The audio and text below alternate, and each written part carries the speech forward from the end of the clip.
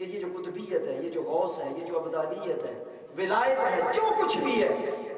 ازل سے لے کے حضرت علی رضی اللہ تعالیٰ عنہ کے زمانہ سے لے کے تا قیامت انہی کے صدقے سے، انہی کے دامن میں وابستہ ہونے سے عطا کی جائے گی۔ جو شخص ان کے دامن سے وابستہ ہوگا اس کو یہ چیز عطا کی جائے گی، اور یہ اور کوئی بندہ نہیں جس نے ایک کتاب میں لکھ دیا کہ محمد یا علی کسی طاقت کے حامل نہیں، وہی اپنی دوسری کتاب صراط مستقیم میں یہ لکھنے پر اس آیت کے ضمن کے تحت مجبور ہو رہا ہے کہ اللہ عز و جل نے اپنے مومن بندوں کی طاقت اور قدرت کا ان لفظوں میں اظہار کر دیا کہ میں نے تو ان کو اپنا رزق حسن عطا کر رکھا ہے اور وہ اس میں سے خرچ کرتے ہیں۔ اور دوسری جگہ قرآن میں جو روایت میں آتا ہے کہ حضرت سیدنا علی رضی اللہ تعالیٰ عنہ 4 دن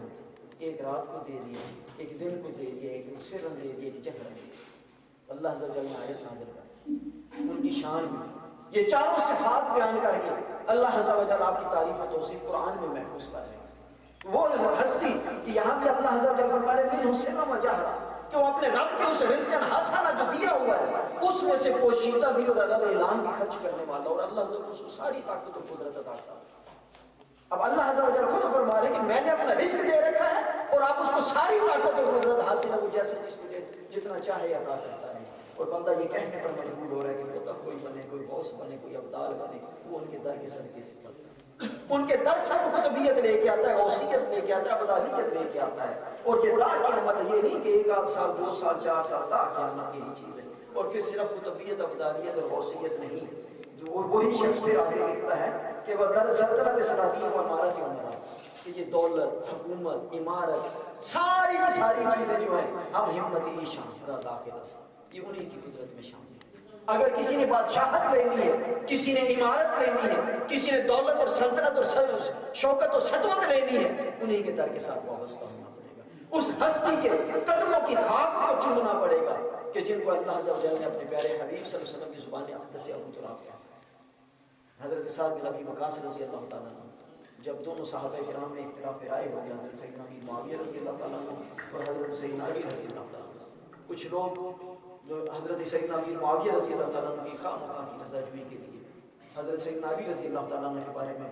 بد زبانی کیا کرتے، حضرت سعد بن ابی وقاص رضی اللہ تعالیٰ عنہ ہمیشہ آپ کی تعریف و توصیف۔ جب پوچھا حضرت سیدنا امیر معاویہ رضی اللہ تعالیٰ عنہ کہ آپ کا یہ طرز عمل کیوں ہے،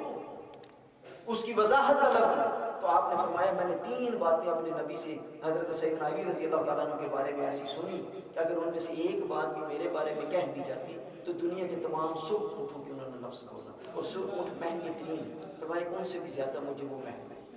یعنی پوری کائنات کی پوری دنیا کی دولت جو ہے اس سے زیادہ ان 3 باتوں میں سے کوئی ایک بات مجھے کہہ دی جاتی وہ مجھے زیادہ پسند ہے۔ پوچھا کہ وہ کون سی ہے؟ پہلی آپ نے فرمایا کہ جب آپ کو چھوڑ کر جایا کرتے تھے رسول کریم صلی اللہ علیہ وسلم غزوات کے زمانے میں، اور حضرت سیدنا علی رضی اللہ تعالیٰ عنہ نے عرض کی کہ یا رسول اللہ صلی اللہ علیہ وسلم کیا بات ہے کہ مجھے عورتوں اور بچوں میں چھوڑ جاتے ہیں؟ تو آپ نے ان کو نسبت حضرت ہارون کے ساتھ دی کہ تم کو مجھ سے وہی نسبت ہے جو موسیٰ علیہ السلام کو ہارون کے ساتھ، اور پھر آپ کے بیٹوں کا بھی شبر و شبیر جو نام ہے یہ حضرت ہارون علیہ السلام کے بیٹوں کے نام کی نسبت سے، وہاں تک یہ نسبت قائم رکھی جا رہی ہے، اس پر ہم نے بات پچھلے سال کی تھی، تو وہاں تک یہ نسبت قائم ہے۔ تو دوسری جو بات رسول کریم صلی اللہ علیہ وسلم نے حضرت سعد بن ابی وقاص رضی اللہ تعالیٰ عنہ کہتے ہیں کہ فرمائی وہ یہ بات تھی غزوہ خیبر،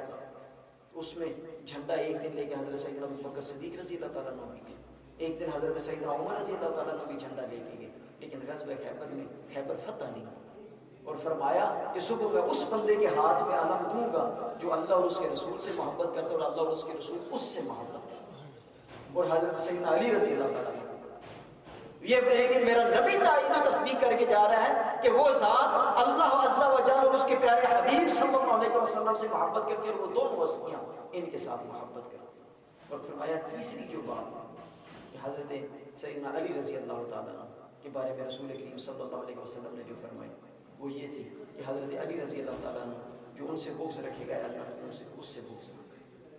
وہ فرماتے ہیں کہ جب ایسی ایسی باتیں میں نے سن رکھی ہوں تو کیسے ممکن ہے کہ میں یہ بات کہوں؟ اور انہی کے طرز پر ایک اور سہل بن سعد تھے، بنی مروان میں سے ایک آدمی مدینہ کا گورنر بن کر آیا،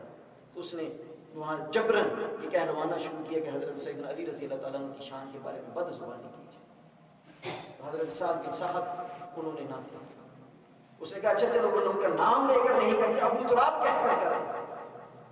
لیکن وہ عرض کرنے لگے کہ ابو تراب تو حضرت سیدنا علی المرتضیٰ رضی اللہ تعالیٰ عنہ کا محبوب ترین نام تھا.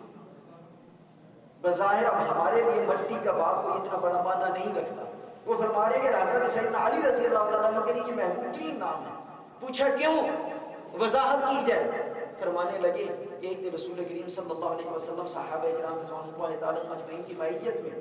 جا رہے ہیں. حضرت سیدۃ النساء بی بی فاطمہ الزہرا رضی اللہ تعالیٰ عنہ آپ کے دولت قدم میں آپ تشریف لے گئے. تو دیکھا تو حضرت سیدنا علی المرتضیٰ رضی اللہ تعالیٰ عنہ موجود ہے. پوچھا کہ کہاں ہے حمزہ؟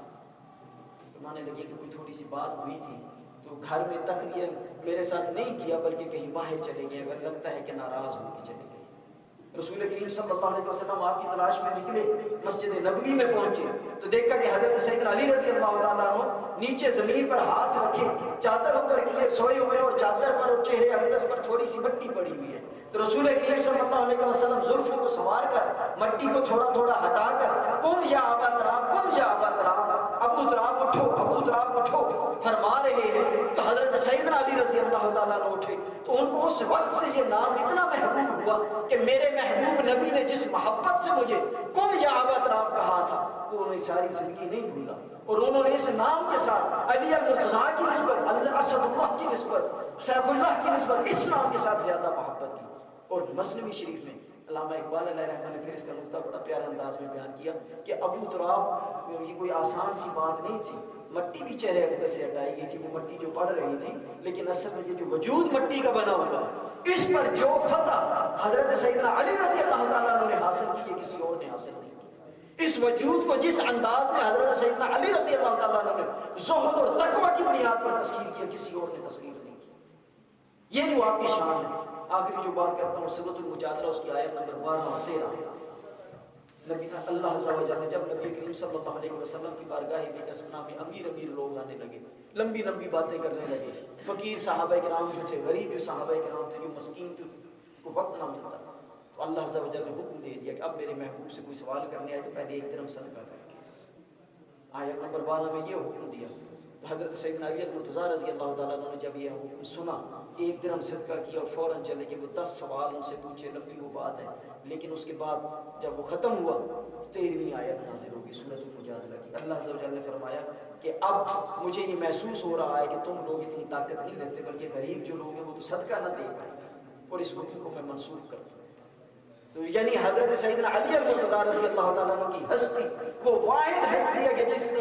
اس آیت کے اس ایک حکم پر عمل کیا. اس پوری امت میں سے, پورے عالم انسانیت میں سے کسی اور نے اس آیت پر عمل نہیں کیا. یعنی قرآن کی ایک آیت ایسی آیت ہے کہ صرف اور صرف حضرت سیدنا علی المرتضیٰ رضی اللہ تعالیٰ عنہ نے اس حکم پر عمل کر کے دکھایا. اس امت میں سے کسی اور شخص کو یہ استطاعت, یہ توفیق اللہ عز و جل کی طرف سے نہ ملی کو عمل کر کے. اور جو باقی آپ کے علم کی طاقت تھی, جو آپ کے علم کا مرتبہ اور معیار تھا, جب آپ کو یمن کا عامل بنا کر, گورنر بنا کر بھیجا رسول کریم صلی اللہ علیہ وسلم. اب یہاں یہ 2 نسبتیں صرف بیان کرنی اور بات ختم کر دوں. تو رسول حضرت سیدنا علی المرتضیٰ رضی اللہ تعالیٰ عنہ عرض کرنے لگے, یا رسول اللہ صلی اللہ علیہ وسلم, قضاء کے مسئلے پیچیدہ ہوتے ہیں, میں اپنی استطاعت اتنی نہیں پاتا کہ وہاں اگر قضاء کے مسئلے آ جائیں تو وہ حل کر سکتا. اب شب معراج پر چلے جائیں. شب معراج میں سینہ اقدس سینہ نبوت پر ید اللہ جو ہے وہ رکھا جا رہا ہے. اللہ عز و جل آپ کے سینہ اقدس پر, رسول کریم صلی اللہ علیہ وسلم کے سینہ اقدس پر اپنا دست قدرت رکھتے ہیں. اور رسول کریم صلی اللہ علیہ وسلم فرماتے ہیں کہ دنیا و ما فیہا, جو کچھ تھا سارے اسرار اور حجابات اٹھ گئے, اور سارا کچھ علم میرے سامنے واضح ہے. وہ چیز میرے رب نے مجھے عطا کر دی جو کسی کے وہم و گمان بھی ان کے اعتبار سے نہ ہو سکتی, اور وہی ید اللہ کی سنت ہے چلتی چلی آ رہی ہے. جب حضرت سیدنا علی رضی اللہ تعالیٰ عنہ عرض کرتے ہیں کہ یا رسول اللہ صلی اللہ علیہ وسلم قضاء کے مسئلے آگے تو کیا کریں, وہی دست نبوت آپ نے سینہ مرتضیٰ پر رکھا اور ساتھ دعا کرا. تو حضرت سیدنا علی المرتضیٰ رضی اللہ تعالیٰ عنہ فرماتے ہیں کہ پھر مجھے اس کے بعد قضاء کا کیسا ہی مسئلہ آ گیا ہو, مجھے اس کا فیصلہ کرنے میں کبھی دشواری نہیں ہوئی. حتیٰ کہ کیفیت یہ نظر آتی ہے کہ حضرت سیدنا عمر رضی اللہ تعالیٰ عنہ آپ کیا فرماتے ہیں, اللہ نہ کرے کہ عمر کے پاس قضاء کا کوئی مسئلہ آئے اور عمر کے پاس علی رضی اللہ تعالیٰ عنہ نہ پائے جاتے. یہ آپ کے علم کا, قضاء کے فیصلوں کا جو طاقت تھی, جو قدرت تھی, کہ آپ حضرت سیدنا علی المرتضیٰ رضی اللہ تعالیٰ عنہ, لمبی باتیں ہیں, لمبی چیزیں ہیں, وقت محدود ہوتا ہے, لیکن یعنی یہ جو علم چلا, ایک نسبت یہ ہے کہ سینہ نبوت پر ید اللہ ہے اور سینہ مرتضیٰ پر ید نبوت. دوسری طرف